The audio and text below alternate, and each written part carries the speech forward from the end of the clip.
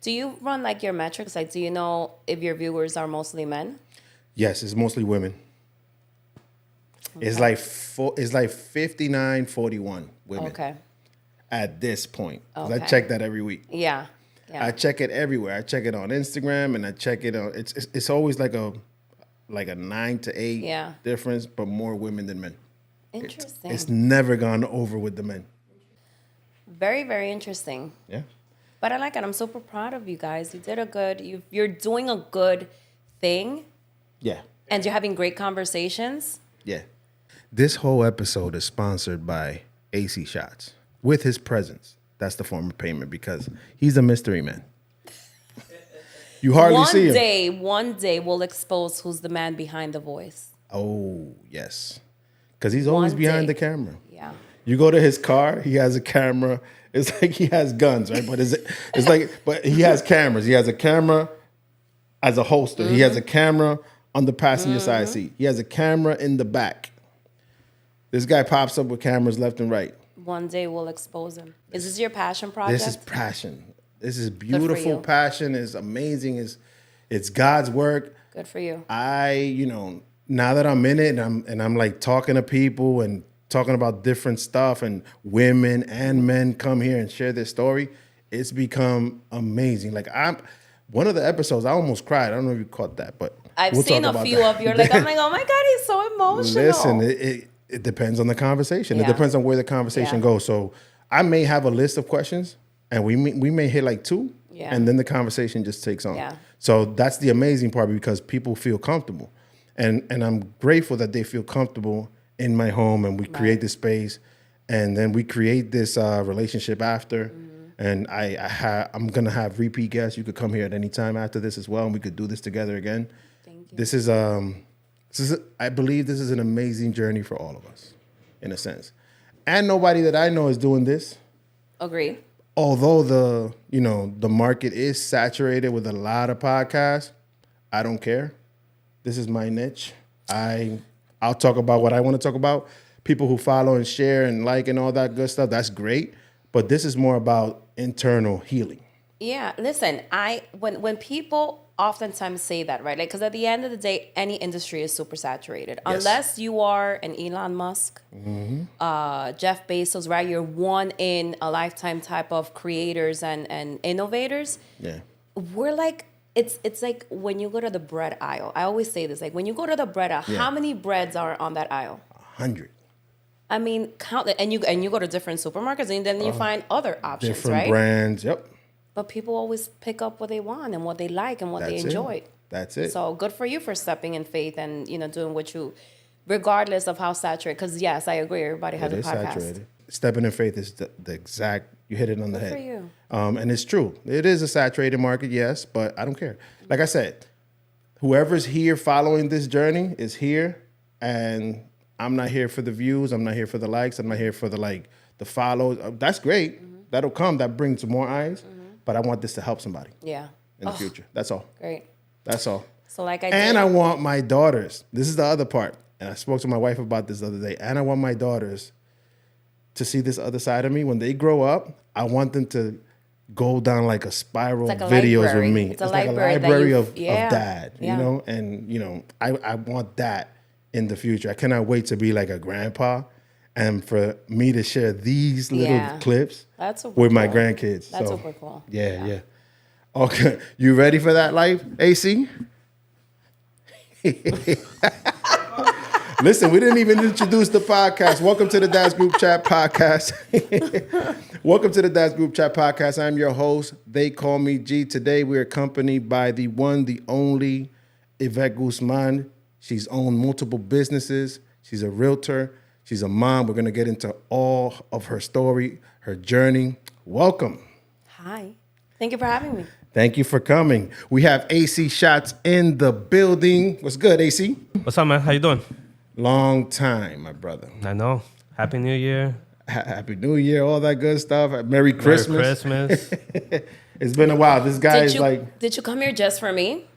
Yeah. There you go. Wow. He said it. He was like, if Ed is going, I need to be there. He said that, though. I'm not going to lie. He said that. He's like, no.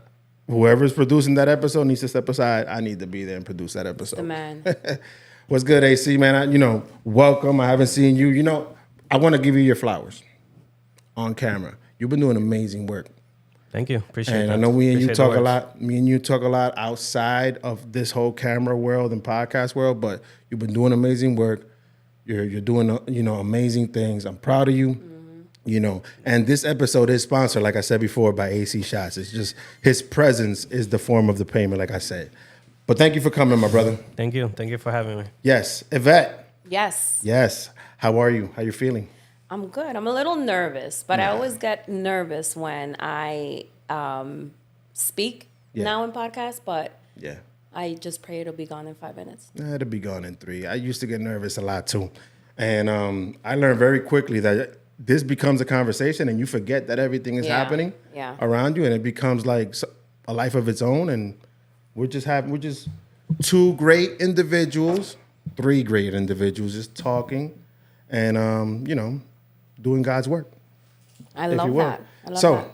tell me a little bit about you, in a sense. Like, I know that you've had businesses in the past. I know that you're a realtor now. I want to go into the beginning though, because Wow. I know that your mom had a business too. Yes. Right? She still does. She still does. Yes. Perfect. So I that's the main question I wanted to ask in the beginning, because, this business mindset comes from somewhere. Yeah. Where do you think your mom got that? Survival. Okay. I think it was survival. I mean, from what I know and the stories that I've heard, she started working when she was 12.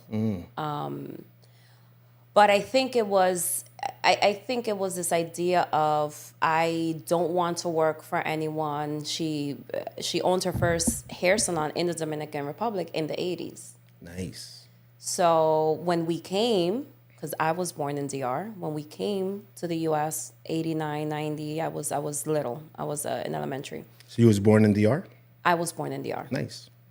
So I came when I was like 6, 7, maybe. She started working for, someone else. It's what she knew. So she was in a hair salon. But then very quickly she was like, I don't think that I can do this. So she navigated. She doesn't know English, no higher education. And she was like, if I can own a hair salon in DR, I can definitely do it here. Like, what's the difference, right? Yes. And she found people that were very helpful, people that told her, this is what you got to do. You got to go to the city. You got to apply for this. You got to do that. She did it, and then she opened up her first hair salon. Beautiful, beautiful. So I saw all of that. At what age did she open up At what age did she open up her first hair salon? In her 30s. In her 30s. Yeah, in her 30s. No English still. Still to this day, this woman does not speak. She speaks salon. She speaks salon English. Yeah. She speaks salon English, but she doesn't. No, she runs a business. Yeah. At this point, it's over 30 years that she's been holding down the Oh, business. yeah. So at a very early age, you started seeing an entrepreneur in the house. Yeah. That's excellent. I saw somewhat the same thing. My father had a path like that as well as an entrepreneur, and I saw a lot of his business moves and acumen, and I believe that's like rubbing off on me as well. So when we were speaking earlier about the essence of this, I immediately went to protecting it before even creating it. And that all comes from my dad. Yeah, but I didn't realize that was the case until like my 30s. I didn't know. So you don't realize the impact that you have in your children and how they're gonna form until like you're an adult and you're in that same position. Because I would have never. I didn't even care about going to the salon. I didn't care about the business. I didn't sit with her and was like, oh, teach me how to run numbers. Like, that was not of a preference. But then I realized later on, like, oh my God, I saw this. I'm slightly like mimicking Yeah. her in a way, and it was nice how it turned out. So, It's crazy you say that, because we do realize those things at not at a late point, like in the 30s, right? So you start realizing, wow, I have a lot of my parents in me that I didn't even pay attention to. Like 100%. You said, you just ignore it throughout until you have kids. When I have my kids, now they're 10 and one is about to be 8 in the summer, they're sponges. So I try to like inject some of this into them, and they're like, They won't see give me it. my iPad. Yeah. Not now, but at some point, it'll transfer into like something in the future for them to think about what we created and for them to take that and move it forward. Well, the thing is that the evidence is that our children will not remember what we say to them. No. This is why these recordings are important. They'll get this information from us. That's the evidence is what they see is what is like almost embedded, right? Yeah. So yeah, I didn't grow up thinking like that I had an entrepreneurial spirit until much later on. So when did you open up your first business and what was it? So what ended up happening was I lived in Florida for a couple of years. I started real estate. That was my introduction to real estate, was in Florida in 2006, right before, I hope this doesn't age me, right before the market crash, the housing crash. Got it. And I had lost my job like everybody else in the industry, so I moved back to New York. When I moved back, I was like kind of trying to figure out like, okay, like what am I gonna do back in New York? I didn't want to get into real estate. It almost felt like real estate in New York was this like super difficult thing to do. So I never went back to that. I always did hair out of, I don't even know, out of like rebellion. It was like, fine, I know how to do hair. Let me just do it. It's something it's a hobby that you knew how to do. Right. Like, let me just, do it, Yeah. whatever. So she would always tell me, like, if you want to come, there's a station for you. Just build your clientele. Like, you're wasting time. Like, might as well just get your license and then come here. And I was like, no, like, I don't want to do it. I'm not going to be in a salon. I'm not. Long story short, when I saw that I could work 2 days and make like $1,000, I was like, what am I doing? Hello. Right?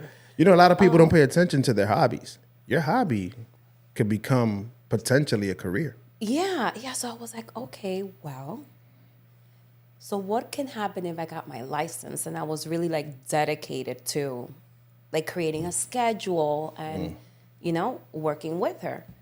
So I did that. We kind of, I went to cosmetology school. I got my license. And then I started working with her, right? For her first, right? Right. Then she starts showing me like, you could be doing this. Why don't you take advantage that I always said like mommy was already living in like 2024. All about like mindset and, personal development. So she would tell me like, why don't you take advantage? Like, tú habla el idioma, right. Technology. Right. Why don't you like take this opportunity and like revamp the salon? Like, I will help you. At what age was she trying to inject all this in you? How old was I or her? How old were you at I this was time in frame? my mid-20s. Okay. I was in my mid-20s. So this was before I had my son. Okay. So then I start, people are like, why don't you do this? Why don't you do more with the salon?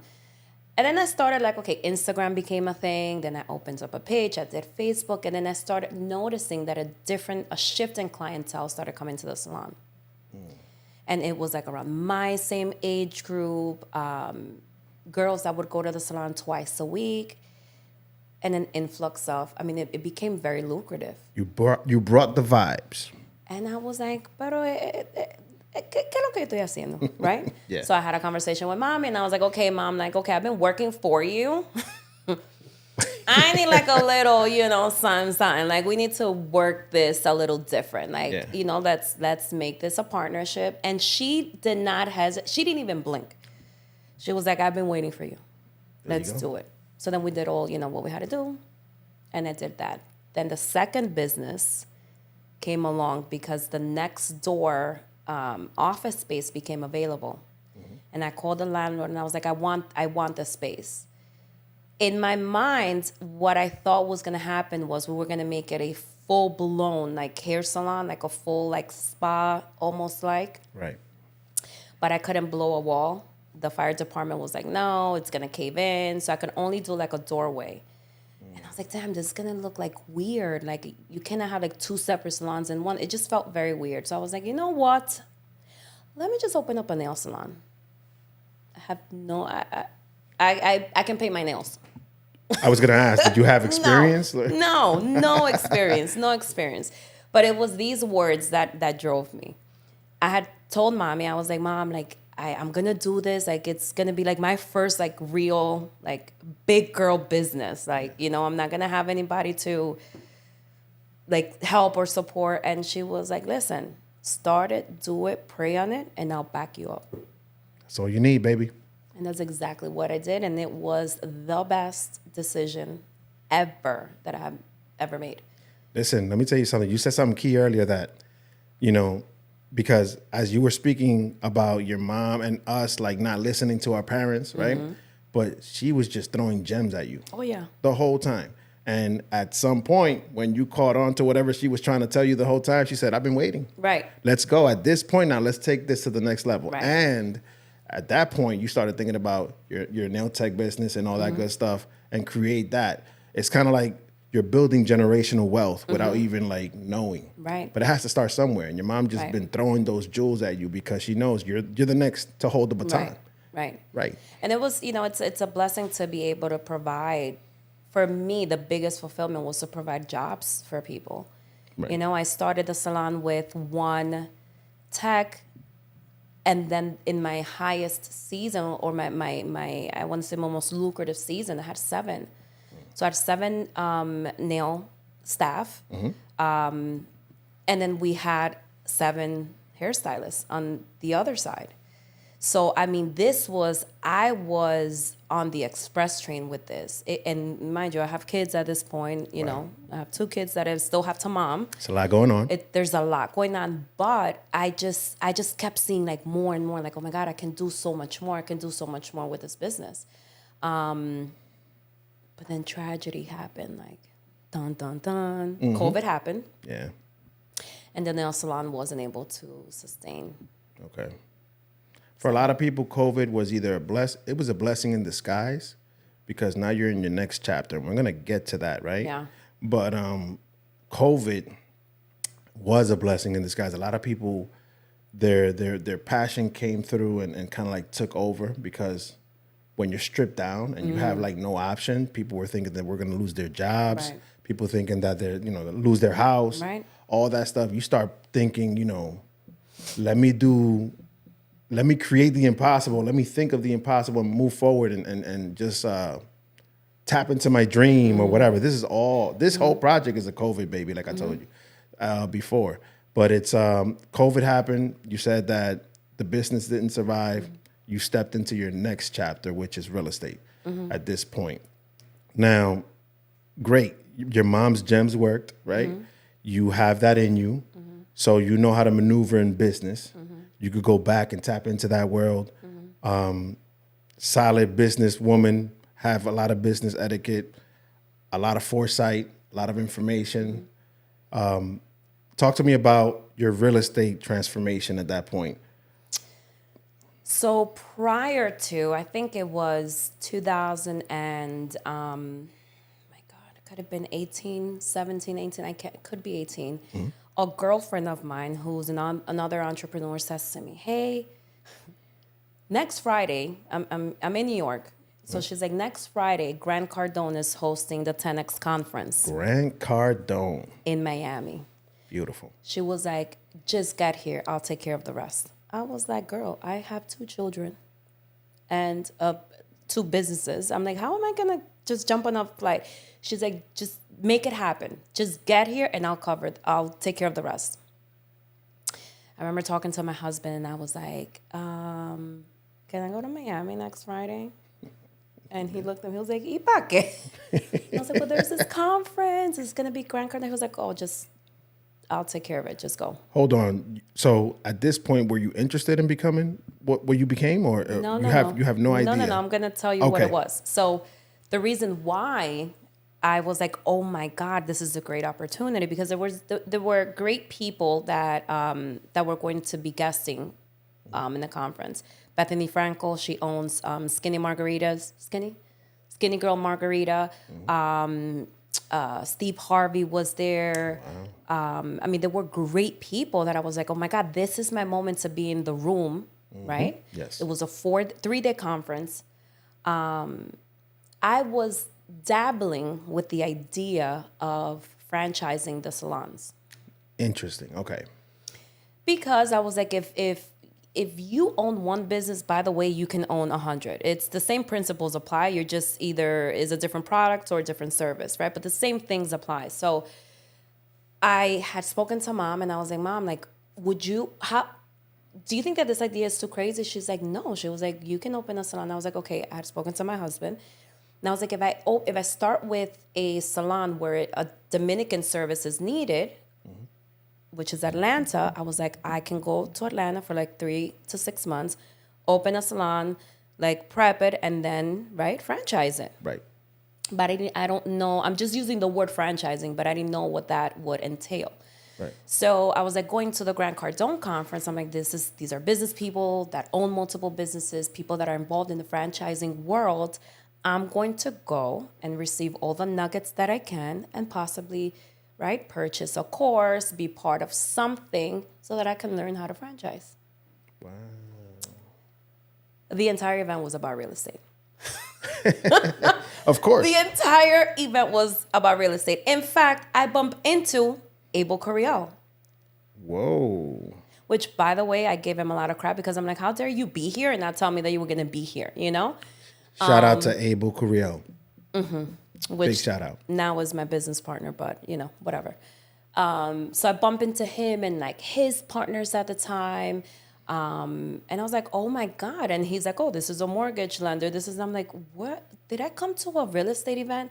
So I thought this was like a waste of my time because I was like, why am I here? Right. I came back to New York and Abel had said to me, because at this point I would refer people to him. He was already in real estate. He was already working. And he's like, dude, why don't you just get your license? And this way, anytime you refer someone to me, you just, you cash out a referral, like 25% per Yes. referral. And I was like, you know what, Tanguito, I'm super focused on the salon, on what is going to be, what's the next chapter. Long story short, I was like, let me just get this license and get it over with. Right. And then, do what Abel suggested, referrals Right. To begin with. to begin with.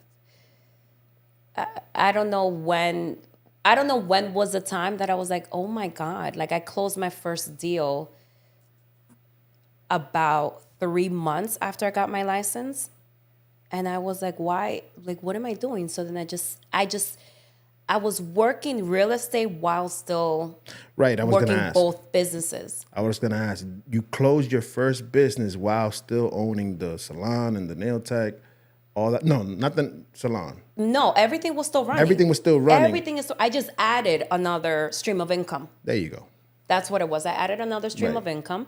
So I had the salon. I had an office. So I did all my stuff in the office. If I had to step out, I had the flexibility that I could, right? If I had to step out, if I had to go to a meeting, a showing, I could do it because I was my own boss already.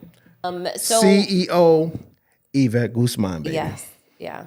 Go So I just, I was doing it all. I was doing real estate. I was working the nail salon, which really means running it.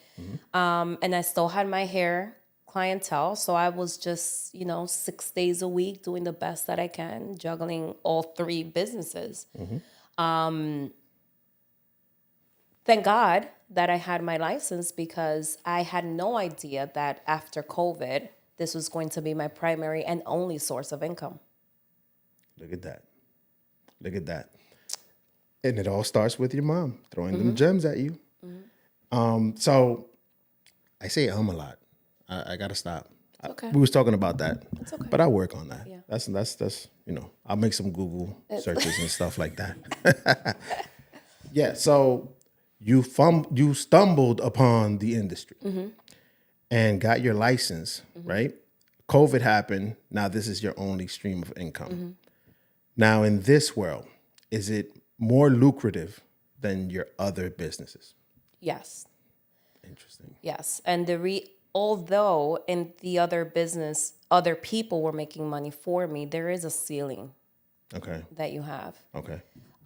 There's only so many people you can service at a time, right? Because you're using your hands to service anyone in hair or nails. And so there's a lot more overhead. There's a lot of stuff that comes with owning an actual brick and mortar business. Okay. Whereas in real estate, I have control of how much I want to make, how many people I have control of that. As we're sitting here, I have clients out, right? Like, Yes. so in essence, real estate just makes it very, very, I don't want to say easy, but It kind of makes like works for you. It works for me. It works for you. Yeah. It works perfectly. You could create your own schedule. Yeah. You could create, like you said, you have a clientele. You have a little bit more freedom and flexibility and control, actually, Yes. than a brick and mortar. Right. Business. Because I would have to physically be there to make money, to make income, right? I have to physically, if I want to make extra, I was making money. I had 15 people that were working and establishing their own clienteles, right? So it was great, but there's a ceiling to that. There's no way that I'm making $50,000 a week with 17 people. Right. Not that I make that, I don't make $50,000 a week, but You get a disclaimer. for the family members that are watching me, and just in case, We're broke. We're all broke. just in case. But what I'm saying is that there is a ceiling when you have a brick and mortar, and with real estate there isn't. Okay. Talk to me about some of the challenges as a woman in the field now. Let's talk about that because, what are some of the challenges that you face in the industry, in the real estate industry? How do you deal with those challenges? The coffee's too good, right? Screw the mic, drink the coffee. But yeah, what are some of the challenges? Talk to me. Let's be candid. You want to take a break? I think I'm trying to get my words so that it doesn't. First thing is establishing a reputation that what we're doing is a business transaction. We're not going to be friends. We're not going to kiki. And you're not going to ask me for dinner at the end of this. That was the toughest part at the very beginning because coming from a business that all I'm seeing is women and we're very friendly and we're very, I love to hug. I love, I want to be friends with everybody. Coming to a business where you're dealing with 90% men, and men that have also have never been told no. Okay. Right? Okay. I would say that's one of the biggest challenges. It's unfortunate because you being the CEO, right, of your own businesses, you have a lot of customer service in you. You aim to please. You have to have that charisma in you and, be kind and be courteous and, a lot of smiles. A lot of men may take that the wrong way, right? And, and think it's something else when it's really not. This is all business, like you said. Let's stay on that. Okay. So, men, ego, not being told no a lot. I'm surprised it happens a lot in the real estate industry, but also I could tell you, it probably happens in all industries. But for example, for me, I could tell you, I probably was one of those men too. Like, because you take certain things and you don't know what the intention is behind, and you get confused, and it's bullshit. Really, Right. it's bullshit. Right. It's all ego, to be honest. Right. For me, the change was when I had daughters. So now I have daughters. Interesting. So now I have daughters, and I'm like, hold on. My husband will probably say the same. This is not funny. Yeah. This is not fun. This is You're not cute. You don't. You're not. Listen. And I have to understand. And I know I went into parenting a little bit, and we're going to get into parenting. No. Go ahead. But it's interesting how having a daughter will change your whole mindset, because now you see it from a woman's perspective. I seen it with, of course, my mom, my sister, even my niece, my wife. But it's different when But they're it's- your own. It's so It's a little different. sting It's that a little is- bit of a cringe moment Yeah. towards yourself. You start looking at your own behaviors and you're like, ugh, Like, what was I thinking? the hell was I thinking? I start thinking about things that I've done in the past, like, ooh, that's not cool. But that, again with the but that, It's okay. you know, I believe the change of, and everybody's different. I'm not gonna say this is what everybody's going through. I believe everybody's like, when you start thinking about stuff like that women are going through, you have to have some solid women in your life to consider the woman's feeling and how she feels at that moment. So it's unfortunate that happened. How do you get past that? Well, the thing is that, so I'm not a sensitive person, right? So I know when the conversation is going like, what, yeah, it's shifting and you're like, what are we doing? So I'm very upfront with it. Okay. And Good. I'll say, listen, I'm married. I like, are we doing business or what are we doing? Because I'm also okay with referring you out. Like, it's not like I'm not gonna sit and dwell and oh my God, and no, like, let's establish what this relationship is going to be. I'm more than Yes. happy, right, to service you and to collaborate and do what we have to do. But if what you're thinking is something else, we can move forward with it. And no, listen, no hard feelings. Like, it's not like I'm oh my God, I don't want to be in the same room. No, I have never been in a position where someone has done anything, thank God. But Good. it's like, dude, what are we doing? Like, Unfortunately, there are a lot of women that don't speak up in that regard. And then I start thinking about my daughters and stuff like that in one of those moments. But however, yeah. can I cut you off? Of course. I'm sorry, I don't want to. No, go ahead, do you? I'm a girl's girl. Like, I'm all for my female community for it. But if I'm walking into a meeting with my cleavage hanging out and a mini skirt and a blazer to kind of throw it off that we're in a business, meeting, and 5-inch heels, I'm sorry. Okay. I see signals. But we're right, like, in my opinion, I don't believe in this women's movement of, and I know I'm gonna, Hey. like, it's my body and you should be responsible for you. Yes, 100%. Like, I do believe men should be responsible for your actions, how you speak, 100%. But if I'm walking into a business meeting or if I'm walking in to meet someone for the first time to collaborate or to generate business with, the first thing that you're going to see is what comes out of my mouth and how I conduct myself and the information or the value that I'm bringing to you, not my body. Right. And so it's unfortunate, but you see, listen, go on social media and look hashtag real estate, New York real estate. And just for content, you're going to see what half of the women are doing. We're going to touch on social media in a moment. Let me ask you, you mentioned something earlier that I want to bring up.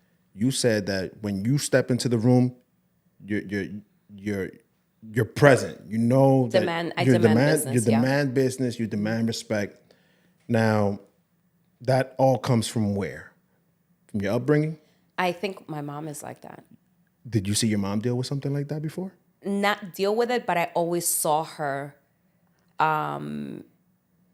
have this gap and this space between everyone in terms of business. Like, I come here, like, she shakes hands. She's not hugging anybody.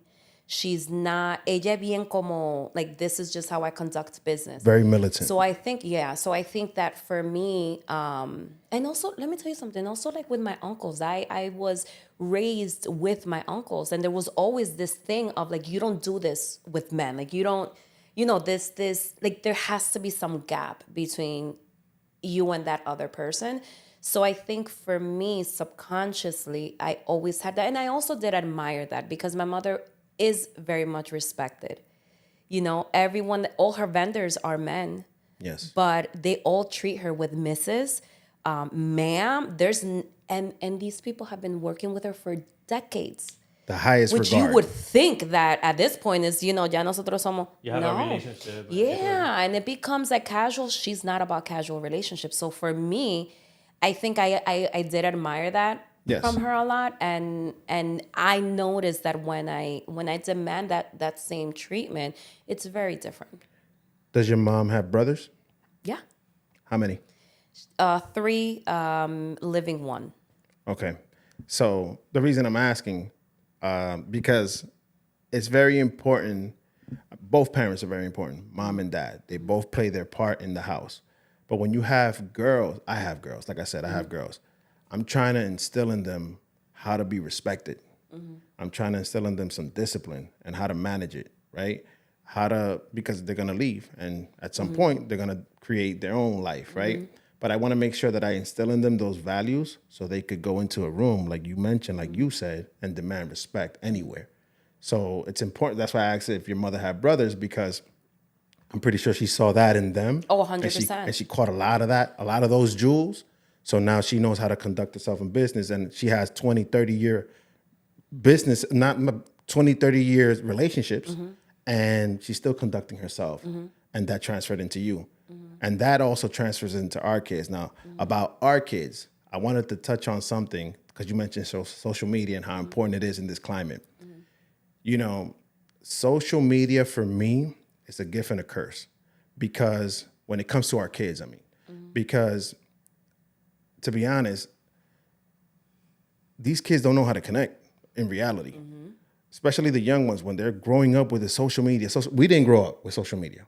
I'm blessed to say that, right? Because it's like you connect so much in social media, and when you're in person, it's like, oh my God, it's kind of like you're scared to connect and to interact. What effects do you see for the future of social media with our kids in the future? Like, I feel like they're going to make studies about this in terms of the real, true mental health effects in that space. I think so. My kids are 2 completely different age brackets. My daughter's going to be 20, and my son, he's 12.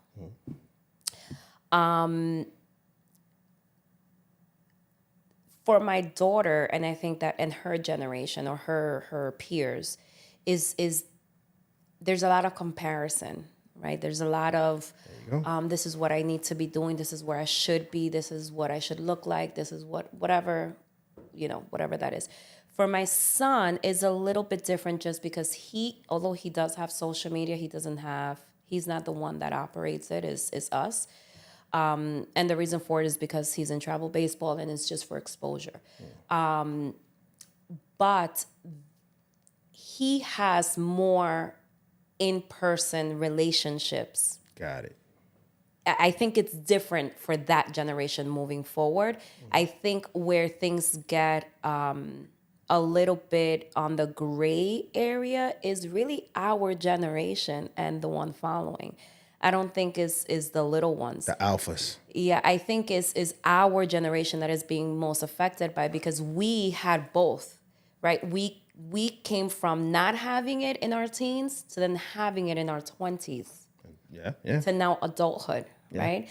I think that our generation is much more dependent on social media than the little ones. Like you say, your daughter's like, I need to dress this way, I need to look this way. And it's all based on what she sees on social media. Right. So when, and it's a gift and a curse, like I said. It's tricky if you don't know who you are. Right. So then that leads me to my point. The jewels being handed down by family members through generations, your mom, you, your daughter, right? So it's important that whatever you're instilling in your kids right now, for anybody out there, it's important that you instill values, core values that you learned because there's conversations that I had when I was a kid that now I start thinking, whoa, that makes sense. Crazy. What they told me 30 years ago makes sense now. Crazy. So, instill those values, instill those jewels, because at some point these kids are going to do their own life, and who knows what they have, what challenges they'll have in the future. We have social media. We're in between, like you said, in between 2 generations that kind of like need it and don't need it. Yeah. And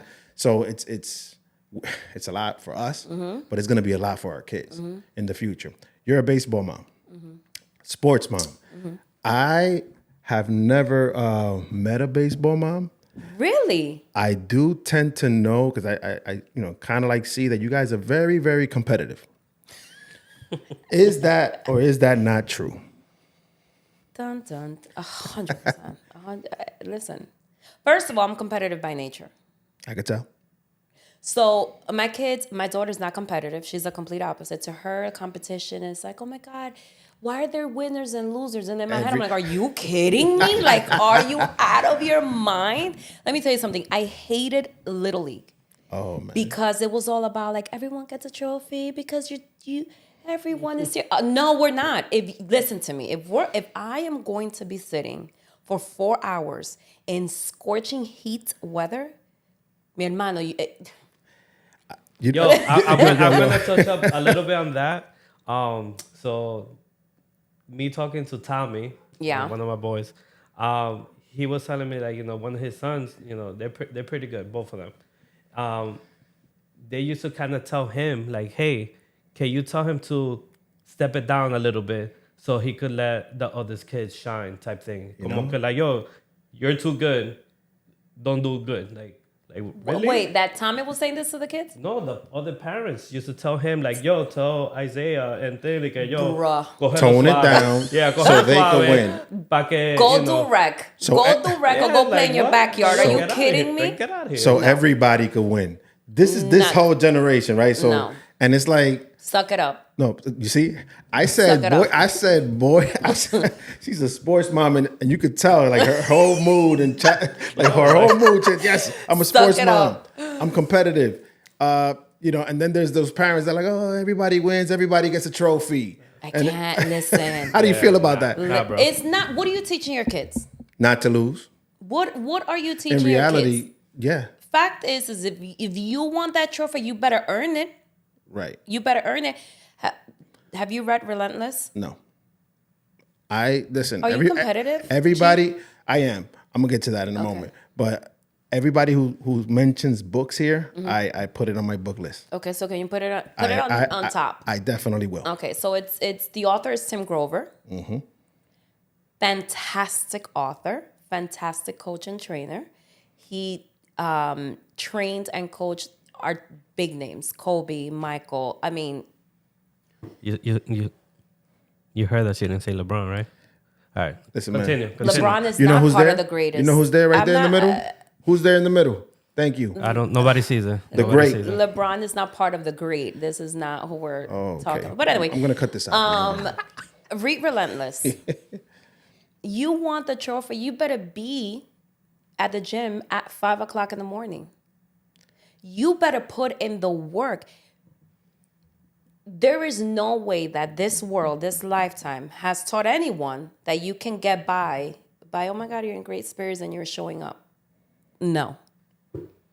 So in In the game, because we're saying, Right. how do I don't like these sports that everybody's a winner. Then what are we doing? No, I get that. It doesn't mean though, just to play devil's advocate. Sure. It doesn't mean though that the secondary team sucks. Like You he didn't just put in the mentioned work. I'm sorry, No, you no, no, didn't- No. He just mentioned LeBron. Okay. And LeBron has lost more in the finals than won. But that doesn't mean that he sucked. Well, it's a team sport. It's a team sport. What I'm saying is I agree with the point where you're making that not everyone deserves that trophy. The winner deserves that trophy, right? But I also... Which is why we have MVPs. There's a reason why these things are in place, right? I understand. It doesn't mean that you should like feel horrible that you didn't win when you put all that you could, because there's only one winner at Well, the there end. should be a little bit motivation to then go do Do it again. right? Because there's Go a back reason to the why, gym. There's a reason why the other team won. Man, she got competitive. She got competitive immediately. No, because think about it. I love it, though. I love Was it proper training? Is it the coach? What was it? Every team goes back, right, to the locker drawing room, board. right? To the drawing okay, board. what happened? What can we do better? It's a team collaboration, right? So what is everyone doing to be a collaborative member of this team? Because the end goal is to win. Okay, That is, you do not go. What's your favorite sport? basketball. Do you go to a basketball game in hopes that everyone No. is what you go because You're you right. want your team to win You're 100% right, yeah. and you're going to support your favorite team player? Of course. And I am sure that you support your team player because he has some type of track record of being a winner. Success. Yes. Okay. Next question. Toma. Well, listen, what advice do you give to sports moms? Because not every sport mom is going to come out on top. Yeah. So, yeah, you're going to have to go to the drawing board most of the time, I guess. But what advice would you give to a sports mom to kind of like de-escalate the emotions? I think that as a sport mom, we have to remember that that's what we are. We're the parents. We're not the coach. We're not Oh, the no, trainer. no. I'm not going to let you do that because there's a lot of mothers out there that will fight the coach. Yes, but that's not your job. Okay. Right? Like that's not your job. I'm also in the business of teaching my son, right, that there is levels of authority. Who the minute we step into the field, we're just your parents. We're there to root for you. I'm making sure that your mindset and your spirit and you're in the game, but who you have to, right? Like who becomes your parent or who becomes the person that you're listening to is your coach. So there's a level of authority that you're not listening to me screaming out, Aaron, do this, Aaron, do that. It's you have a coach for a reason, right? And I think that what parents miss out on is that you're the parent and you're not the coach, which is why I am also fully against parents that coach their No, listen. I am against that. I am totally against it. Listen. I played in a few teams that the coach was, the son was playing. He was always hitting number one. Right, He top was of the always the lineup. best. Yeah. Always, Yeah. Nah, Listen. nah, bro. Let's And sorry, and to go back to you, with the parent stuff. Yeah. A lot of parents think, oh, my kid is in this team. Yeah. He needs to play. Right. Your son is not that good. Tell him to go practice more. Or sometimes you don't have That's the true. talent. That's true. Or sometimes you don't have the 100%. talent. Like Let me tell you. unfortunately. Let me tell you something. When we, Aaron is really great. He's a he's a switch hitter. Okay. But he's short field. Hey. I mean, stop. He's a let what? me. Listen. Hold on. I was gonna say shortstop and a switch hitter. But anyway, that's not the point. What I was gonna say is that when we have gone to different organizations and different teams, one of the first things that I ask them is how involved are the parents? Because the minute that they That's say, "Oh, interesting. we have like an assistant coach," you already know what's the dynamic of the team. Let's take baseball out of it. Okay. Right? Because a lot of parents are emotional with their, kids and activities, right? Let's put karate in there. I cannot see my daughter get her ass kicked and not want to like jump in. So I get the competitive nature part. Okay. But or in boxing, like let's say even looking your kids boxing and stuff, and somebody just keeps on pounding at your kid, I wouldn't be able to stand that. So Who signed them up for these I did. extracurriculars? Okay. I did, but here's the thing, because I spoke to my wife about things. Well, I haven't. I did in the example you just mentioned, but I spoke to my wife about this the other day. I want to instill some discipline in my daughters. Mm-hmm. I get it; they're girls, they're lovely, but I want them to have some sort of discipline training. And I know that coming from a military background, I know that comes from you're saying physical training. You're saying physical This is discipline. Yes, physical okay. discipline, self-defense. That's important for me. Okay. If they want to do sports, they could do sports. Sports is different. If they lose, they win, this and that. But when it comes to defending themselves and learning discipline for themselves, that's very important for me. So in that regard, if they're doing a physical activity, I would be that parent. Yeah. That'll jump in. I think there's other options, right? You can put them in like self-defense classes and not necessarily put them in the ringer to do all of that. But when it's a competitive sport, we have to remember that it's competitive. Let's well, thank you for sharing your sports mom enthusiasm on the podcast. This is the first sport mom that we have, right? But it's good to see it in person because, immediately when I mentioned it, it's like a switch went off and it's like, okay, let's get competitive. And it's beautiful. That's because I'm naturally competitive. There are moms that I know that they could care less. Like they go to the games and they're on their phone. They could not care. Yeah. I mean, I'm just competitive in nature. What about you? Are you competitive? We'll get there. We'll get there. He's competitive. A thousand. Oh my God. He just looked at me with an assassin's view. 1,000%. Listen, AC Shots, don't get it confused. He's quiet. You'll never see him. He's behind the scenes. But he just gave me that look. He was like, we'll get there.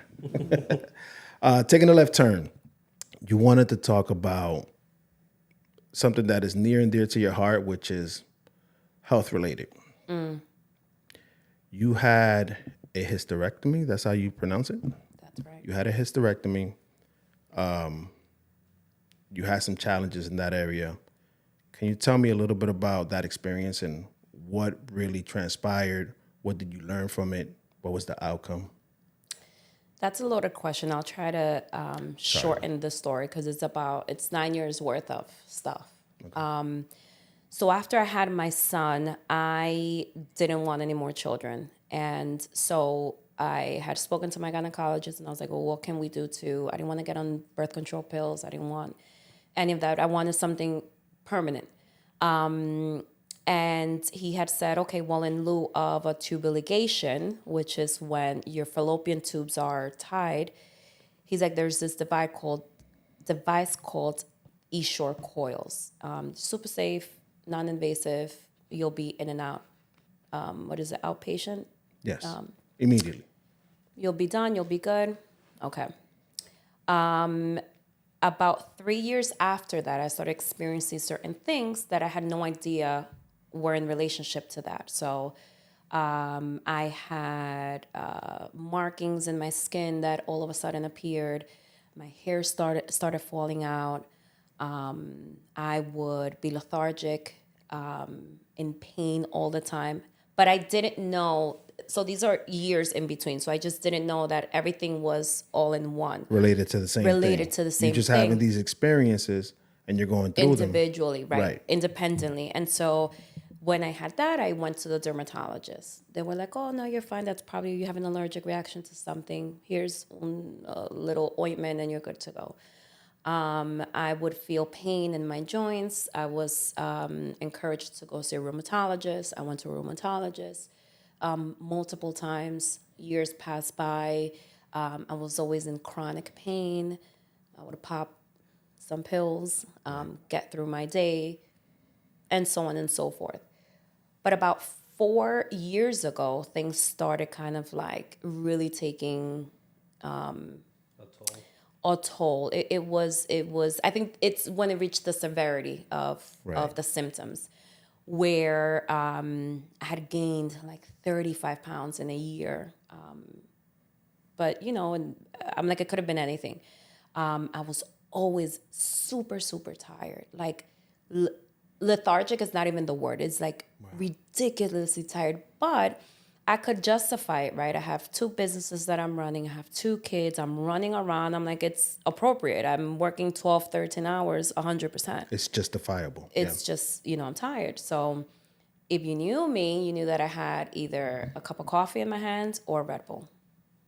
It's just the way that I was. I had 5 to 6 cups of coffee a day and 2 Red Bulls in between, just to get me through the day. About 3 years ago, it hit like it hit its peak. Its peak. My menstrual cycle went from 3 days to now 14 days. I was slurring my words. My memory was off. I wasn't sharp. I couldn't, like if I said something to you and I would like do something else within minutes, you'd be like, Ivette, you said this? I'm like, no, I didn't. And that is what I was like, oh my God, like something is wrong. Like something big has happened. Something is wrong. But I didn't know what it was. So in all of this, my family kind of became accustomed to me saying, oh, I don't feel very well this morning.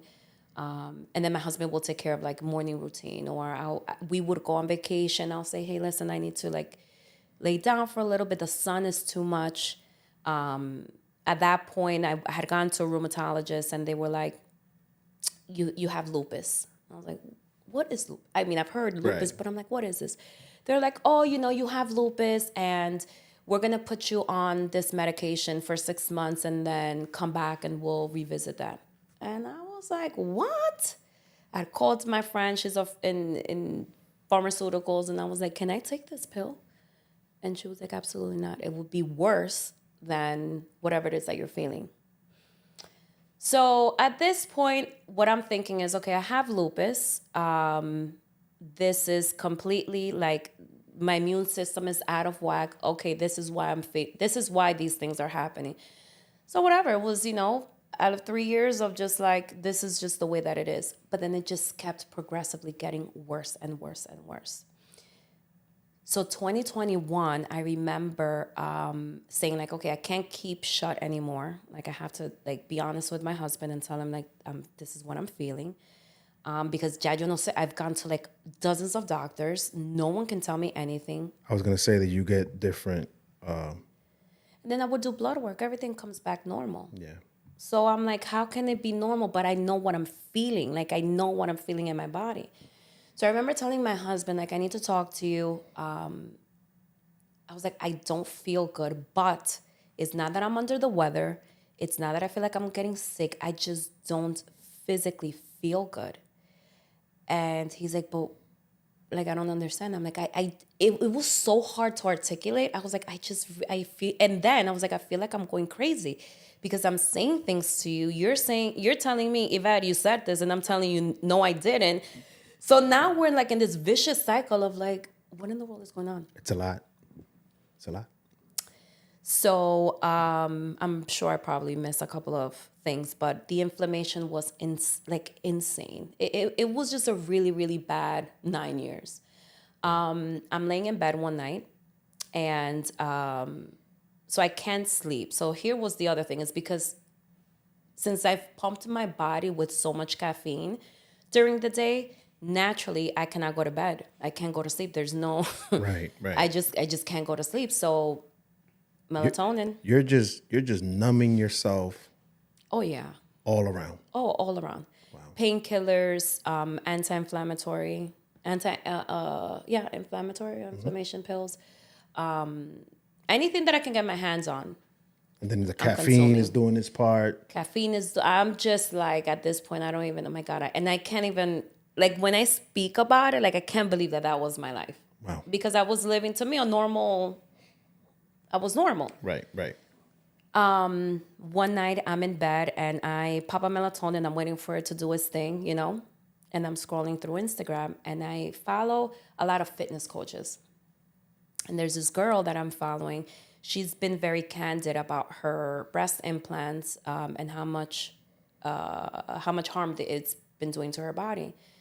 And she nonchalantly is saying, oh, you know what? Like girls, like really, really, pay attention to your bodies. Your bodies will indicate if something is wrong. Like just pay attention to it. Any implant can be harming you. A tooth, like a tooth implant, whatever, your breast implants, any implant, any foreign object, and just logs off her life. What? And I'm like, oh my God. I'm like, no, it cannot possibly be. So I go on Google. It kind of like the message was for you. That's how you felt. 1,000%. It was like, let me put it on, and she came on, and 1,000%. And here's the thing: is like I don't go on people's lives. Look at that. So I go to Google. You know when on the search bar on Google you type a word and then it'll give you a drop down list of like all the possible options. Mm-hmm. I put essure, and all the drop down was essure coil lawsuit, essure coil complaints. I mean, the list just went on and on and on. I was like, es que no puede ser. So then I found this like postcard almost like on online, and it said, if you are feeling fatigue, if you have had hair loss, if you have had any autoimmune disease, if you have excessive weight gain, lethargic, blah, blah, I mean, the list went on. Like you are something for compensation. You are. So it was a checklist for you. Like, yep. Everything that day was a sign for you. 1,000%. So I wake up my husband and I was like, oh my God, like you, oh my God, wake up. Like, oh my God. So I couldn't wait. The next morning I called my gynecologist and kind of used words that today I'm very I regret because it's not the way that I speak, but I kind of, ripped him one. Right. Because I could not believe that this had been recalled in 2019, the essure coils. Look at that. So then I later found out that the essure coils, by the way, to any woman that is listening here, go on Netflix and watch The Bleeding Edge. Because then I found out that there was a whole Netflix Wow. documentary on these Wow. coils. Wow. I'm definitely putting that on my list. And let me tell you, so basically in a nutshell, Bayer, which is the manufacturer of these coils, failed to disclose that these coils were not titanium. It was titanium and nickel. And like more than like, I don't know, an absurd amount of percentage of people in the world is allergic to nickel. So women died. Women developed cancer. I mean, the list goes on. And this was essentially killing me slowly. Were you addicted to those pills? To like painkillers? Right, to the E-coil, all that good, all that stuff. So I don't want to say addicted because the minute that I had the surgery, I didn't go back to it because I didn't need it. But I was definitely very used to taking painkillers every day. Nonchalantly addicted. Yeah. Yeah, and I asked loosely. Yeah. I asked because I got addicted to some painkillers in the past that were recalled too. Yeah. And I found out late. Well, so the essure coils were implants that I had on my fallopian tubes. Okay, yes. So when I went to the doctor was like, I'm so sorry, that this was another doctor. I'm sorry that you experienced this. But the only way for us to successfully remove these, you need a hysterectomy. Thankfully, I had my children because when you have a hysterectomy, you cannot have any more kids. So thankfully, I had my children, but they removed everything. I've kept my ovaries, but they removed my cervix, my fallopian, my uterus. And immediately the day after that surgery, I didn't feel any pain.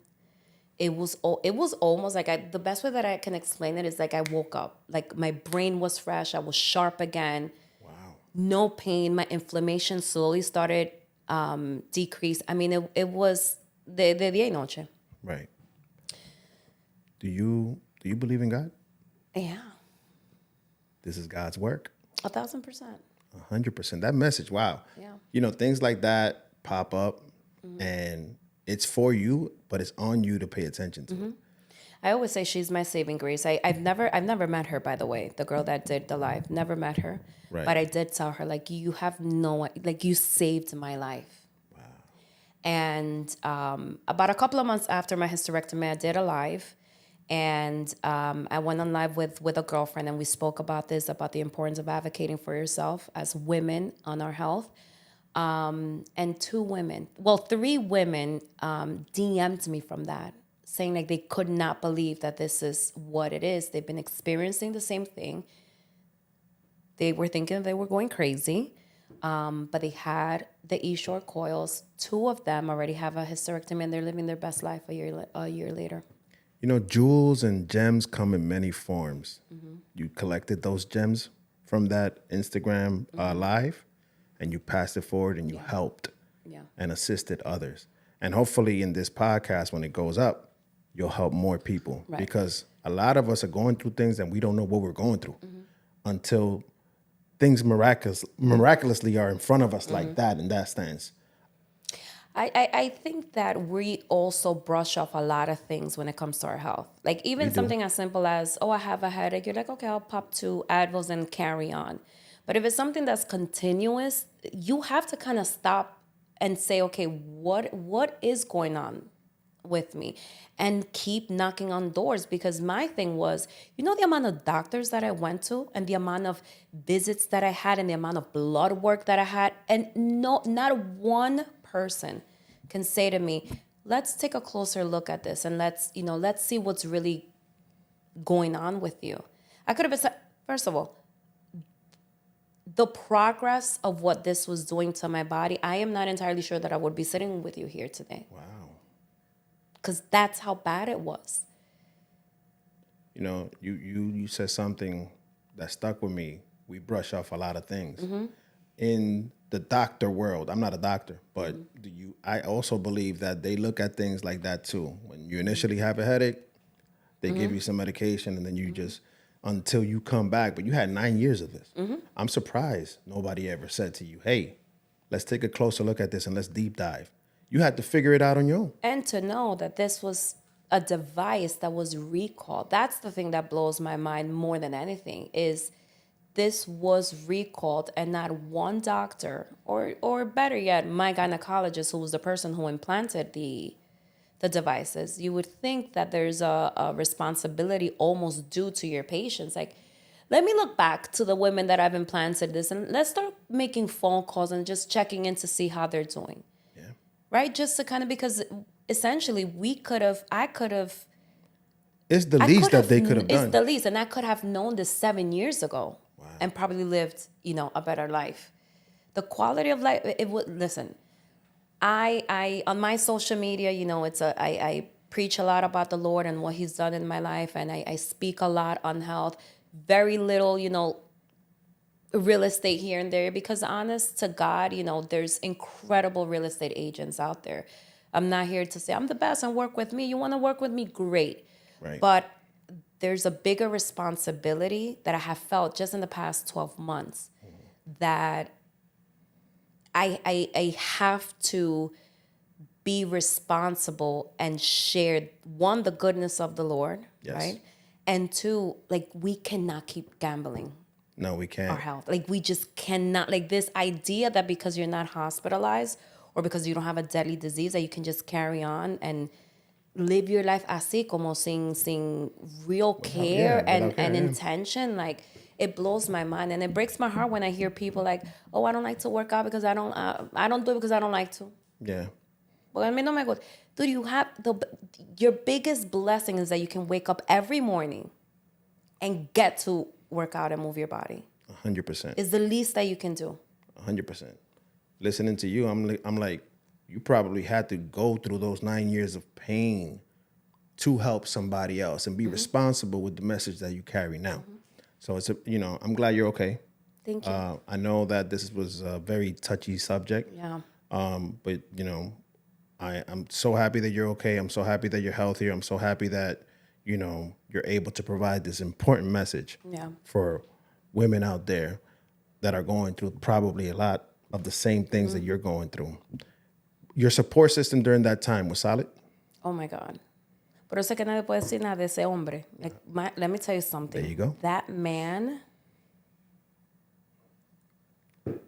I don't want to get emotional but let me tell you something. For you to have to carry the load of your home and work, because my husband works, and to have to navigate through it all. And also and also to that bit of an emotional support. I can't, like, it's a burden on him, but it's a responsibility of his too. And I'm pretty sure it unified you even more. It made you more 100%. solid in the house. Oh my God. That's why, everything is not peaches and cream. You go through your challenges, you go through your battles, but it makes you stronger at the end. And that's important. Everything that he's going through, everything that you're going through in relationships and in any marriage, anything that you're going through, any adversity, it's either going to build you and build a more solid foundation, or it may destroy you. I'm glad it built you. Oh, yeah. And it just, it was evidence to me. It was evident to me how unconditional it was. That's the important part. Because in many instances, right, I couldn't be the wife that you needed me to be. Right. Patience, God, prayer, you get through anything, right? Yvette, thank you so much for this testimony. You're welcome. I know that we got a little bit into the emotional side towards the end, but again, thank you for sharing that. You're an incredible woman, businesswoman, a woman that walks in faith, right? A woman that has purpose. I just want to take the time to give you your flowers and, let you know to your face that, we appreciate you. Oh, thank you. I appreciate you being on my podcast. I know we've been planning this for a while, and we set up some dates, but now we're here, and I appreciate your presence in my home. I hope you enjoy your coffee. Thank you. Now it's amazing. cold. Thank you. But where can people get in contact with you? The best way is social media. Ivette_Guz. Best way is through there. I'm pretty active on it, and I do answer my DMs. And Okay. yeah. Well, thank you so much for joining the show. AC, I have something to say. what's up? To go back to Yvette's husband, he also supported me in my teenage years with a lot of chimneys. Bet him a lot. Hey, Yo. Bet him a lot. listen, It's a good man. look, hey, Good man. it's a good man. Shout out to him. Shout out to him. Yeah. For all of you listening out there, thank you for joining us today. We're out. Peace. So good. You are so good.